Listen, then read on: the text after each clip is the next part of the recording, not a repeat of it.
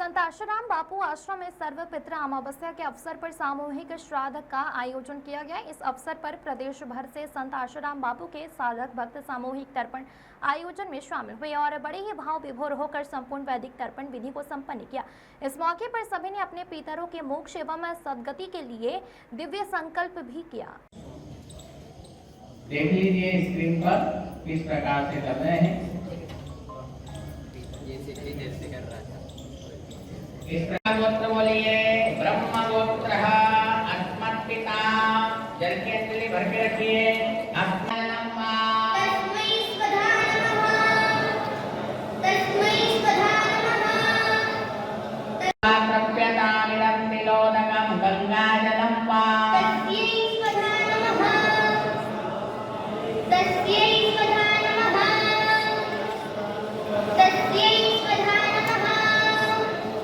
अब आपकी परदादी जी के लिए करेंगे।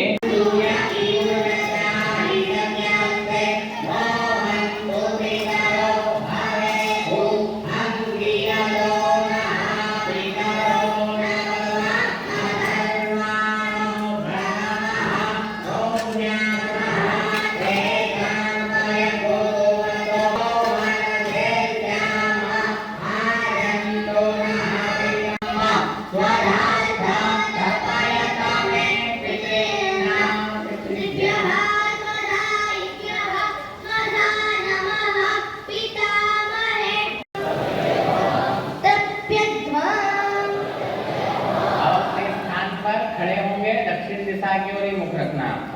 पितरो जीवाय नमो वः, पितरः स्वधायै नमो वः, पितरो घोराय नमो वः। के लिए निकाल रहे हैं। दो स्वानो श्याम शबलो वेवस्वत कुलोद्भवो ताभ्याम अन्नम प्रदास्यामि स्यातामेतावं शपो इदं त्वभ्यां नमः। ये स्वान के लिए निकाली हमने। ठीक सबने स्पर्श कर रखा है तो सभी को से स्पर्श है ये, इसके लिए आप सभी ये क्रिया कर रहे हैं। कौवे के लिए निकाल रहे हैं। इंद्रवारुणवायव्याम याम्या वेदेरितास्तथा वायसा प्रतिगृह्णन्तु भूमो पिण्डं मयोक्षिताम् इदं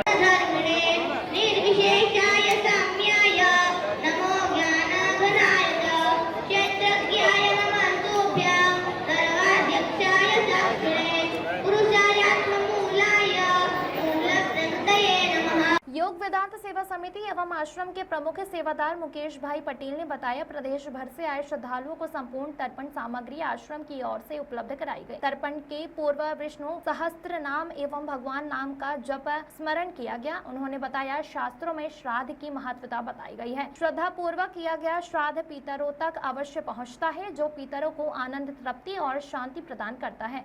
सर्वपितृ अमावस्या पर किए गए श्राद्ध तर्पण से पितरों को सद्गति प्राप्त होती है एवं पितृ संतुष्ट होकर परिवार को सुख समृद्धि का आशीर्वाद देते हैं। सामूहिक श्राद्ध तर्पण में पधारे सभी श्रद्धालुओं ने अपने पितरों के साथ संत महात्मा वीरगति को प्राप्त देश के सैनिक, कोरोना काल में दिवंगत देशवासी के साथ दिवंगत इष्ट मित्र, पड़ोसी एवं परिजनों का भी तर्पण कर सामाजिक समरसता का संदेश दिया। आज सर्वपितृ अमावस्या है।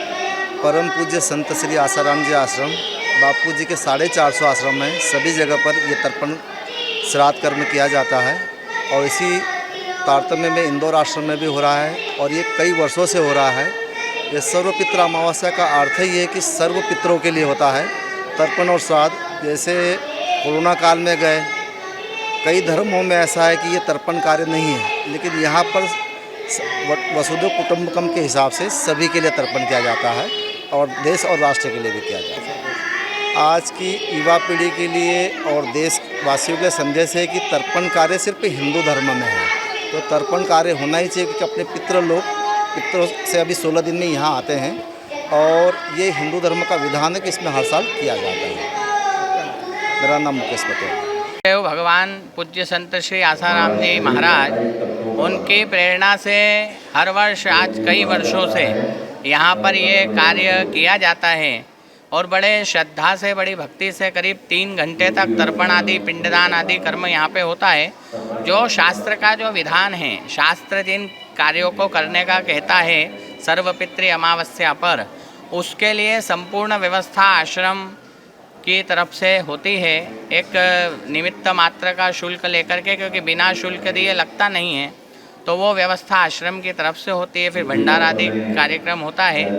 और समस्त पितरों के लिए, जैसे हमारे यहाँ की रानी है अहिल्या माता, हमारे यहाँ पर जो कोरोना काल में जो चले गए, अभी जैसे अहमदाबाद में प्लेन क्रैश हो गया था उसके लिए, और जितने भी ज्ञाते जो कार सेवक हुए, जिन्होंने हमारे देश के लिए बलिदान दिया, प्राचीन समय से अभी तक जितने भी भक्त हुए, जिनका हमको ज्ञान नहीं रहता, नहीं कर पाते, उन सबके लिए यहाँ पर, क्योंकि गुरुदेव का ऐसा कहना है कि सभी लोग इतने विधि विधान से अपने घरों पर नहीं कर पाते, विद्वान ब्राह्मण वहाँ तक पहुँचे करें, वो संभव नहीं होता सामान्यतया, क्योंकि एक सामान्य वर्ग के व्यक्ति के लिए इतना संभव नहीं है।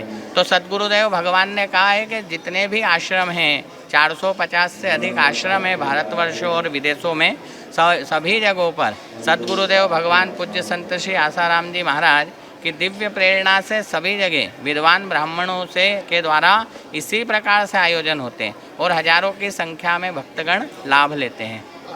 बच्चे जो है हमारे संस्कारित नहीं होंगे तो हमारे उत्थान कैसे होगा?